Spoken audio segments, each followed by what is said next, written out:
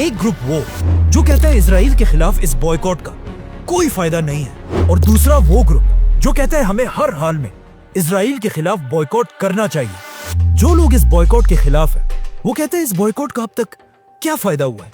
मतलब पिछले 2 साल से बॉयकॉट की ये कैंपेन चल रही है और इजराइल को इससे अब तक कोई नुकसान नहीं हुआ। इसके जवाब में बॉयकॉट वाले कहते हैं कि नुकसान हुआ है और बहुत बड़ा नुकसान हुआ है, और इसका सबसे बड़ा सबूत ये है कि इजराइल ने पिछले 2 सालों में इस बॉयकॉट की कैंपेन को रोकने के लिए मिलियंस ऑफ डॉलर्स खर्च किए, क्योंकि उसे पता है कि अगर मुसलमानों का ये बॉयकॉट खत्म हो गया तो इजराइल को बिलियंस का फायदा होगा।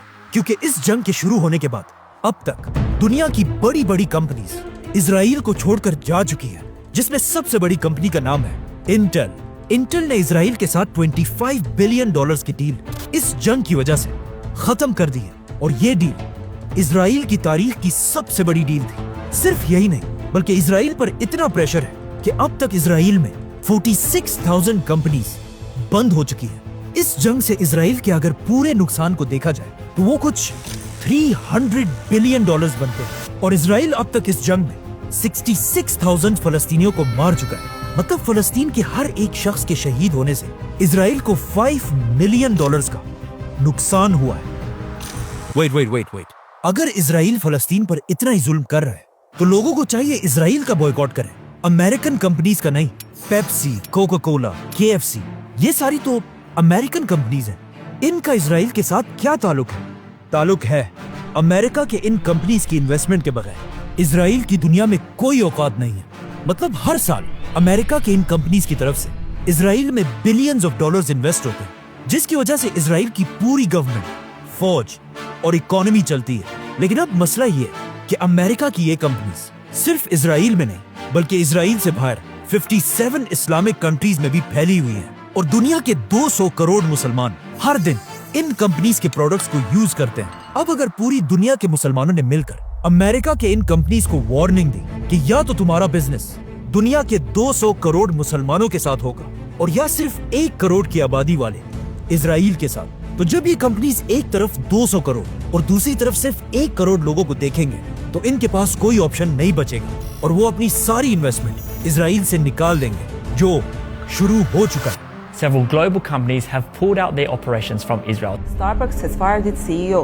McDonald's global sales are declining. Burger King is changing its name. KFC is closing branches. ये सब तो ठीक है, लेकिन अमेरिका की इन कंपनीज ने Pepsi, Coca Cola, KFC, McDonald's हमारे मुल्कों में लाखों लोगों को जॉब्स दी हैं, और अगर इन कंपनीज का बॉयकॉट किया गया तो इन लाखों गरीब लोगों की जॉब्स खत्म हो जाएंगी। मतलब इस बॉयकॉट से सबसे बड़ा नुकसान हमारे लोगों का ही होगा।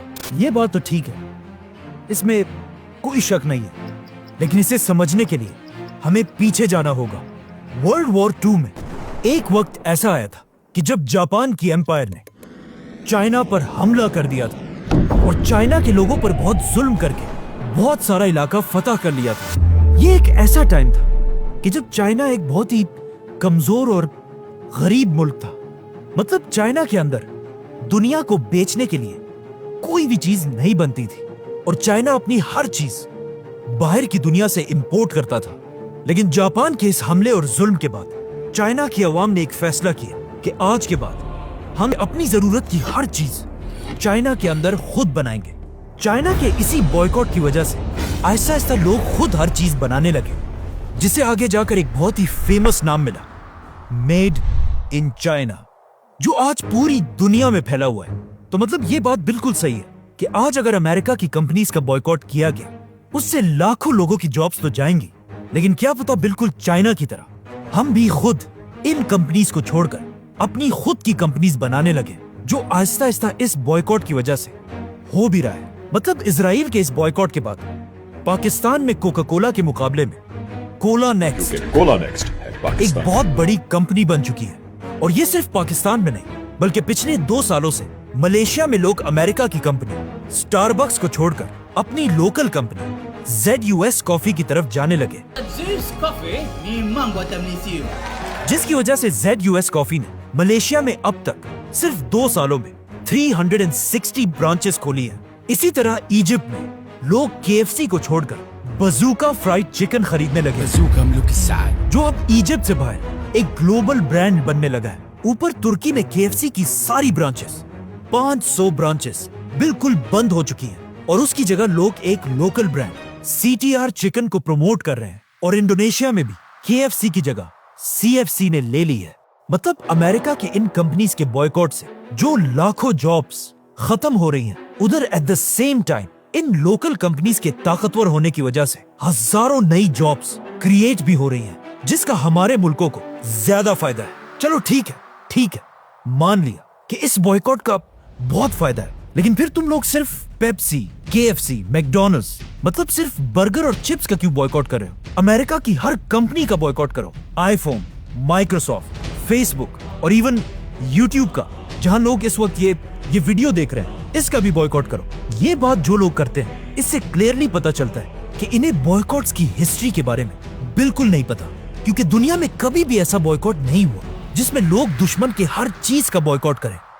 मतलब महात्मा गांधी की एग्जाम्पल लेते हैं। जब उन्होंने द ग्रेट ब्रिटिश एम्पायर के खिलाफ बॉयकॉट किया, तो गांधी ने उनके कपड़ों, नमक, अदालतों और स्कूल्स का बॉयकॉट किया। लेकिन गांधी ने कभी भी ब्रिटिश एम्पायर के रेलवेज, मेडिसिन, लेटर्स भेजने की सर्विस, ब्रिटिश पोस्ट ऑफिस का बॉयकॉट नहीं किया, क्योंकि उन्हें पता था कि ब्रिटिश एम्पायर की इन चीजों को हथियार की तरह इस्तेमाल करके हम उन्हें ज्यादा नुकसान पहुंचा सकते हैं। इसी तरह जब आइंस्टाइन ने हिटलर का बॉयकॉट किया, उसने अपनी जर्मन सिटीजनशिप, यूनिवर्सिटी और लेक्चर्स सब छोड़ दिए, लेकिन कभी भी जर्मनी की टेक्नोलॉजी का बॉयकॉट नहीं किया और आखिर तक जर्मनी के साइंटिस्ट के साथ कनेक्टेड रहे। Which means बॉयकॉट का मतलब कभी भी ये नहीं होता कि जाहिलों की तरह हर चीज का बॉयकॉट किया जाए, बल्कि सिर्फ उन चीजों का बॉयकॉट किया जाए जिससे हमें फायदा और दुश्मन को नुकसान हो। इन शॉर्ट, मुझे इन सारे बातों के बाद यही लग रहा है कि इस बॉयकॉट की मिसाल ऐसी ही है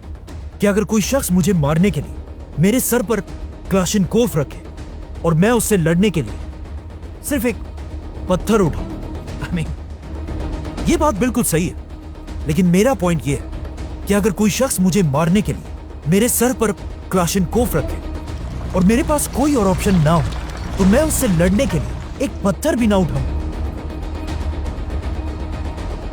Subscribe.